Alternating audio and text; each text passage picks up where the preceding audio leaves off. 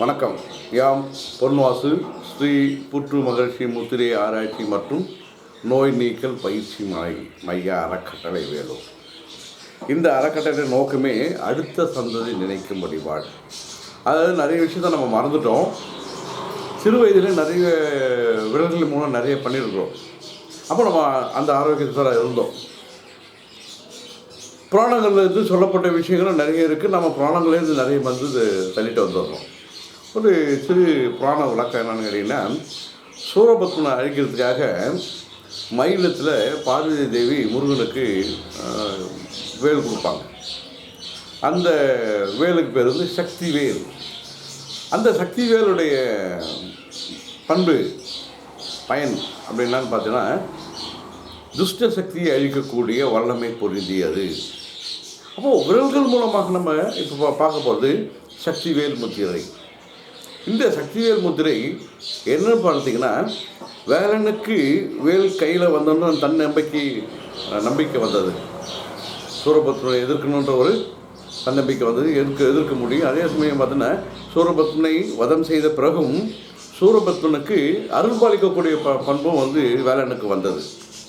அதே போல் நம் உடலில் இருக்கிற கெட்ட தன்மைகளை பார்த்திங்கன்னா, நிறைய பேர் சொல்லுவாங்க கெட்ட கொலஸ்ட்ரால் இருக்குது, அது தவறு, ரத்தம் கெட்டு போச்சு தவறு, நுரையீரல் கெட்டு போச்சு. அப்போது கெட்ட தன்மைகளை அதுக்கு காரணம் நம்முடைய மனதும் சரி. ஒரு ஆக்ரோஷமான நிலையில் இருக்க சொல்ல நம்ம உடம்பு வதைப்படும். உதாரணமாக கோபம் நமக்கு வந்துருச்சு அப்படின்னா நாம் என்ன சொல்லுவோம், கோபம் தனிஞ்சு விட சரியாக போயிடும். கிடையாது. கோபம் வந்தால் முதலுடைய அவருடைய ஆறாம் லெவல், அது 3வது உடல் சொல்லக்கூடிய சூக்கும உடல், சரீர சூக்கும உடல் முதல்ல பாதிப்பு வரும். எந்தளவுக்கு சூக்கும உடல் விரியுதோ அந்தளவுக்கு உடல் ஆரோக்கியம். எந்தளவுக்கு சூக்கும உடல் குறையுதோ அந்தளவுக்கு உடல் ஆரோக்கியம் குறைவு. நான் பல பதிவுகளில் சொல்லியிருக்கேன், நோய் வருவதற்கு முன்னாடி அந்த மனிதனுடைய சூக்கும சரீரம் பாதிக்கப்படும். அப்போது கோபம் வந்தால் முதல்ல பாதிக்கப்படுறது எதுன்னு பார்த்தோம்னா, மனிதனுடைய சூக்கும சரீரம் பாதிக்கப்படும். அந்த சூக்கும சரீரம் பாதிக்கப்பட்டால் அவன் கண்டிப்பாக நோய்வாய்ப்படுவான். அப்போது அவனுடைய உடலில் நோய் எதிர்ப்பு சக்தி குறையும். நாளமில்லா சுரப்பிகள் சுரக்கக்கூடிய அந்த திரவங்களுடைய அந்த சுரப்பிகளுடைய வேலை குறையும். அப்போது ஒரு மனிதனுக்கு நாளமில்லா சுரப்பிகள் சுரக்க வேண்டிய அளவு சரியாக சுரந்தால் அம்மனிதன் நோய்வாய்ப்பட மாட்டான். முக்கியமாக பயம் வராது. எதுக்கு எடுத்தாலும் பயம். இப்போது கமல் கூட ஒரு படத்தை சொல்லியிருப்பான், நாயை கண்டால் கையம் சொல்லியிருப்பார். நாயை கண்டால் பயம், கல்லை கண்டால் பயம், எதை கண்டாலும் பயம் சொல்லிட்டு ஒரு படத்தில் நடிச்சிருப்பார். அப்போ கையில் பார்த்து ஒரு வேலையை வச்சுட்டு இருப்பார். அப்போது நாம் இன்றைக்கி பழகக்கூடிய முத்திரையை பார்த்திங்கன்னா, இந்த முத்திரை இது பேர் தான் சக்தி வேல் முத்திரை. இது பார்த்திங்கன்னா மேலே அந்த கூம்பு, கீழே அந்த கூம்பு இடைப்பட்டக்கூடிய அந்த விரிஞ்சிட்டு வந்துடும். நம்முடைய உடல் அமைப்பும் பார்த்திங்கன்னா உச்சந்தலை அப்படியே அப்படி கொஞ்சம் விரிஞ்சு ஒரு வடிவத்துக்கு கால் புரிவு வரும். அப்போது நம்ம உடலில் இருக்கிற நாளமில்லா சுரப்பிகள் நல்லா வேலை செய்யும். கோபத்தினால் வரக்கூடிய பாதிப்புகளை இந்த சக்தி வேல் முத்திரை கண்டிப்பாக குறையும். பாருங்கள், இந்த மற்ற 3 விரல்களும் உள்ளுக்குள்ளே போயிடும். கட்டை விரல் இணையும், மேலே ஆட்காட்டி விரல் இணைஞ்சி நம்ம இப்படி வைக்க சொல்ல பார்த்திங்கன்னா, நீர் உள்ளே போயிடுது, நிலம் உள்ளே போயிடுது, ஆகாசம் உள்ளே போயிடுது, வாயுவும் காற்றும் நெருப்பும்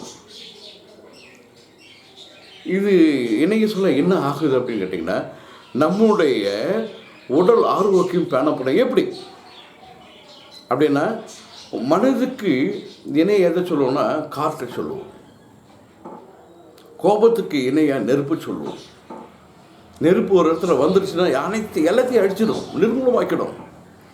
காற்றும் அதிகமாக அந்த சுழல் காற்று, புயல் காற்று, சுழல் காற்று அதிகமாக வந்துச்சுன்னா அந்த இடத்துல நிர்மூலம் பண்ணிடும். அப்போது அந்த அளவுக்கு நம்முடைய கோபம் நம்மையும் அழிக்கும், அந்த கோபம் வருகின்ற பொருளோ இல்லை நபரையும் அழிச்சிடும். இப்போ பாதிப்பு 2 இடத்துலையுமே உண்டு. அப்போது அந்த பாதிப்பை குறைக்கணும், கோபம் வர்றதை குறைக்கணும். கோபம் வருவதற்கு முன்னால் சற்று நம்ம யோசிக்கணும், எதனால் இந்த கோபம் சரியா?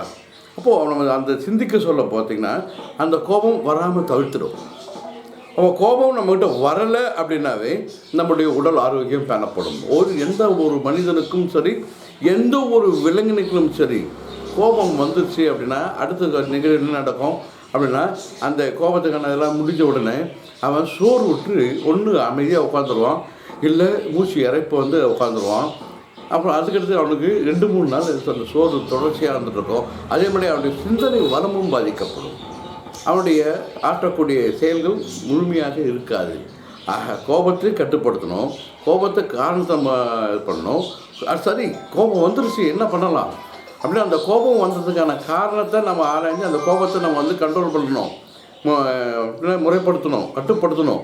அப்படின்னா இந்த சக்திவேல் முத்திரை நம்ம செய்ய பார்த்திங்கன்னா மிக அற்புதமாக கோபத்தினால் ஏற்பட்ட விளைவுகளை சரி பண்ணக்கூடிய மிக அற்புதமான ஒரு முத்திரை இந்த சக்திவேல் முத்திரை.